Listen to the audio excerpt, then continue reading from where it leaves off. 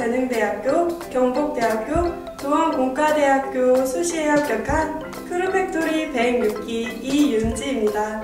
저는 호원대학교가 첫 스타트, 첫 면접이었습니다. 그만큼 되게 떨리고 무엇을 해야 될지 잘 몰랐지만 면접장에 막상 도착해보니 편안한 느낌이 들었습니다. 그래서 저는 수시 면접장에 5명 중 1번으로 들어갔습니다. 교수님께서는 학과장님 한 분과 영어과 교수님 한 분이 계셨습니다. 저는 4명 동기들이 다 남자여서 혼자 기죽을까봐 걱정을 하였지만 교수님들이 편안한 마음으로 면접에 임하라고 하셔서 큰 소리로 인사하고 면접장 분위기도 좋았습니다. 제가 받은 질문은 지원 동기와 가장 존경하는 인물을 받았습니다. 호원대학교는 지원 동기가 필수였습니다. 저는 학원에서 열심히 연습한 결과 당당하게 말하고 올 수 있었습니다.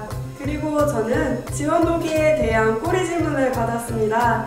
그 꼬리 질문은 일본어 실력이 어느 정도이고 일본어 자기소개를 할 수 있냐는 질문이었습니다. 저는 일본어를 평소에 좋아했던 만큼 JLPT 4급 자격증도 있고 일본인 원어민과도 원활한 소통이 가능할 정도의 실력이 있습니다. 그래서 저는 교수님께 당당하게 자기소개를 선보여드렸고 저는 부끄러움 한 점도 없이 교수님과 소통까지 하고 나왔습니다.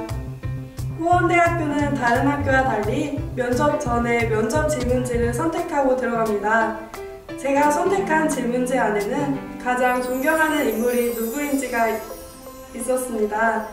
저는 그 답변 또한 학원에서 여러 번 준비하고 열심히 준비한 결과 막힘없이 대답을 할 수 있었습니다. 저는 크루팩토리에 고등학교 2학년 겨울방학 때쯤부터 다녔습니다. 크루팩토리에서 소수 정예 수업을 들으며 원장 선생님과 부원장 선생님께 피드백도 받으며 저의 실력을 한층 발전할 수 있었습니다. 저는 평소에 항상 피드백 받는 것이 똑같았습니다. 발음과 목소리 톤이었습니다. 그래서 저는 원장 선생님께서 추천해주신 아나운서 방송과 쇼호스트 방송을 보며 점차 실력을 늘렸고 또한 학원에서 진행되는 모의 면접을 통해 저의 발전된 실력을 체크하고 또한 선생님들의 피드백을 다시 받으며 다시 저의 모습을 발전시킬 수 있었습니다. 저는 항공운항과에 들어가기 위해 그동안 학원의 15차실 수업과 재수강 수업에 한 번도 빠짐없이 참여하였습니다. 그 결과 선생님들 한 분 한 분 저를 기억해 주시고 저를 다독여 주시며 더욱더 열심히 피드백을 해주셨습니다. 그 결과 저는 자신감을 잃지 않고 열심히 하여 좋은 결과를 얻었던 것 같습니다.